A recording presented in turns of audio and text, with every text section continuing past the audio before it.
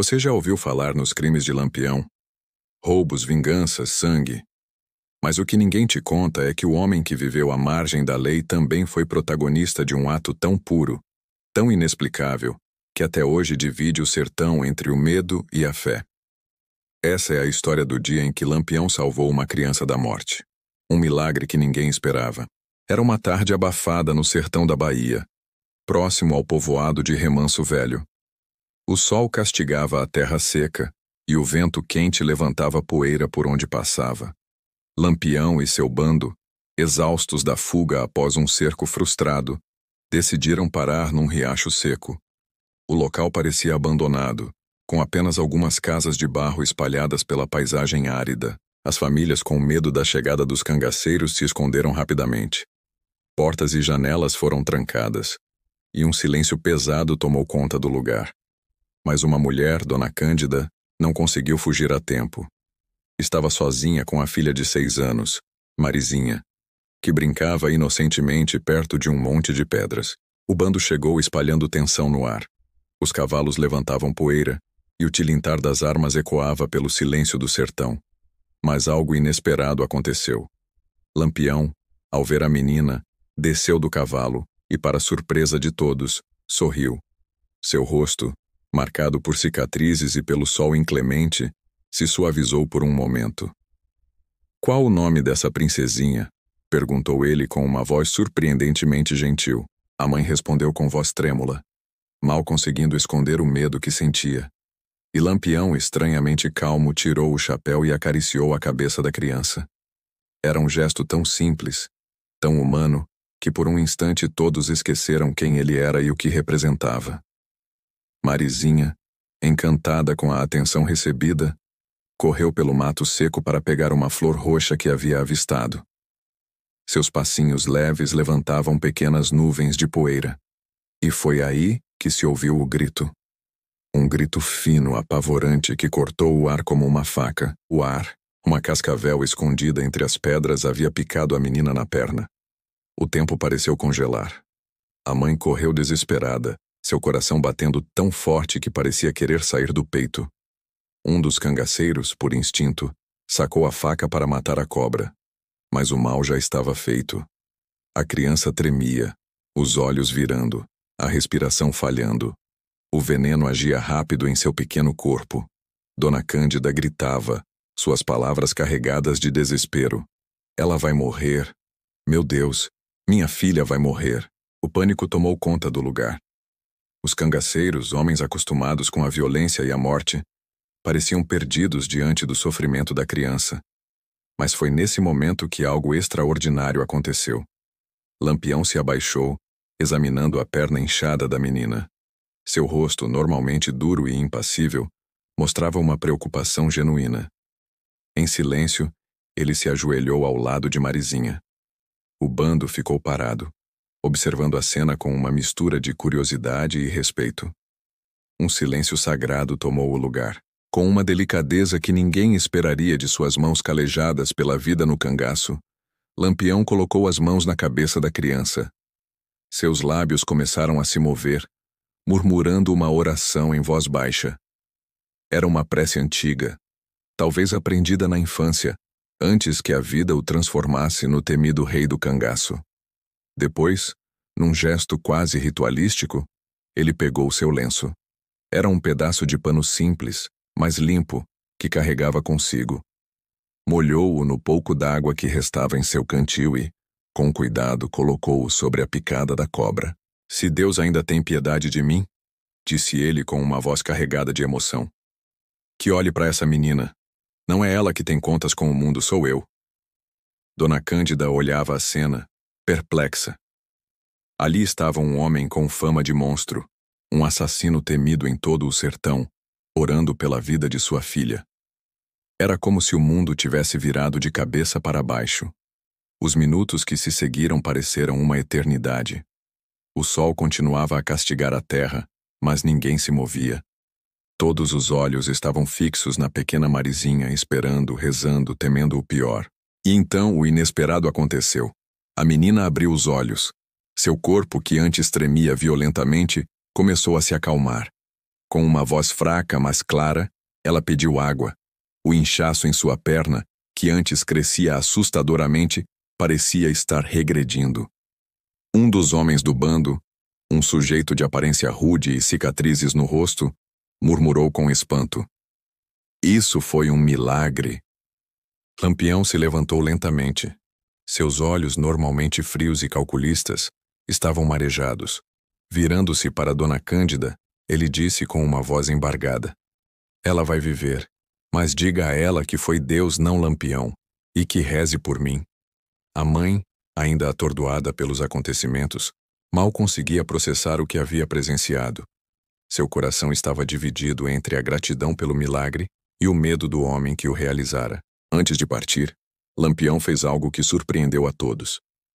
Ele tirou do pescoço uma pequena medalha.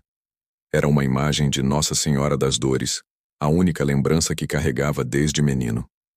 Com cuidado, ele a entregou a Dona Cândida. "Quando eu morrer", disse ele com uma voz carregada de emoção, "enterre essa medalha em nome do meu perdão." Dona Cândida chorava copiosamente, as lágrimas misturando-se à poeira em seu rosto. Ela mal conseguia balbuciar palavras de agradecimento. Segurava a medalha como se fosse o objeto mais precioso do mundo, um símbolo tangível do milagre que acabara de presenciar. O bando partiu em silêncio, sem a costumeira festa ou tiros para o ar. Era como se aquele momento tivesse tocado algo profundo em cada um deles, lembrando-os de uma humanidade há muito esquecida. Anos se passaram. Marizinha cresceu, tornou-se mulher, teve seus próprios filhos. A história do dia em que foi salva por Lampião era contada e recontada, ganhando contornos quase míticos. Dona Cândida, já velha, compartilhou essa história com seu neto, um jovem curioso e ávido por conhecimento. O neto, fascinado pelo relato da avó, decidiu registrar tudo num diário. Ele sabia que estava diante de um pedaço da história que não constava nos livros oficiais, uma narrativa que mostrava um lado desconhecido do famoso cangaceiro. Movido por um senso de dever e respeito à memória, o neto de Dona Cândida tomou uma decisão. Ele pegou a medalha, aquela mesma que Lampião havia entregue à sua avó tantos anos atrás, e a levou à igreja local. Ao encontrar o padre, um homem de idade avançada e olhos bondosos, o jovem contou toda a história. O religioso ouviu atentamente, seu rosto alternando entre expressões de surpresa e contemplação. "Lampião matou, mas também salvou", disse o neto, entregando a medalha ao padre. "Deus pode ter se lembrado dele naquele dia." O padre segurou a medalha, sentindo o peso não apenas do metal, mas da história que carregava. Ele sabia que a vida raramente é preto no branco, que até os mais temidos podem ter momentos de redenção. "Meu filho", disse o padre com voz serena, "os caminhos de Deus são misteriosos. Quem somos nós para julgar? Guardaremos esta medalha e rezaremos pela alma de todos, pois todos somos filhos de Deus, mesmo aqueles que se perderam no caminho." Essa história nunca entrou nos livros oficiais. Não há registros em documentos governamentais ou relatórios policiais. Mas no sertão, ela vive. É contada de pai para filho, de avó para neto, mantendo viva a memória de um dia extraordinário. Porque o dia em que Lampião fez um milagre não foi apenas o dia em que ele salvou uma criança. Foi o dia em que ele, por um breve momento, encontrou a alma que havia perdido. Foi um vislumbre de redenção, um lembrete de que até nos corações mais endurecidos pela vida, pode existir uma centelha de bondade. E assim, a lenda de Lampião ganhou uma nova dimensão.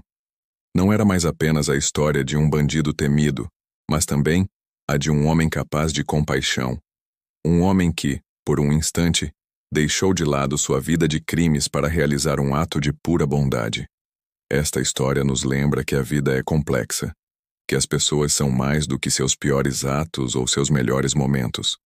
Nos lembra que a redenção pode vir nos momentos mais inesperados e que a fé pode mover montanhas, ou, neste caso, neutralizar o veneno de uma cobra. Se essa história te tocou, pense por um momento. Reflita sobre as complexidades da natureza humana, sobre como até os mais temidos podem ter um lado humano. Será que podemos julgar uma vida inteira por seus piores momentos? Ou devemos considerar também os momentos de bondade, por mais raros que sejam? Deixe sua opinião nos comentários. Compartilhe esta história com aqueles que você ama, porque histórias como essa nos lembram de nossa própria humanidade, de nossa capacidade de mudar, de fazer o bem, mesmo quando tudo parece perdido. E lembre-se, às vezes os milagres acontecem nos lugares mais improváveis, pelas mãos das pessoas mais inesperadas. Talvez seja esse o verdadeiro milagre. A capacidade do ser humano de surpreender, de superar sua própria natureza, de encontrar luz, mesmo na mais profunda escuridão. Então, o que você acha? Você acredita que até os mais temidos podem ter um lado humano? Que a redenção é possível, mesmo para aqueles que parecem estar além de qualquer salvação? Reflita sobre isso. E lembre-se, cada um de nós tem o poder de fazer a diferença, de ser a luz na escuridão de alguém. Quem sabe, talvez você seja o próximo a realizar um pequeno milagre na vida de alguém. Se você gostou desta história, não se esqueça de curtir, comentar e compartilhar. E se inscreva no canal para mais histórias que nos fazem pensar, que nos emocionam e que nos lembram da complexidade e da beleza da vida humana. Até a próxima. E que possamos todos encontrar um pouco de Lampião e de Marizinha em nós mesmos. A capacidade de fazer o mal, sim, mas também o poder de fazer o bem, de mudar, de surpreender e de acreditar em milagres.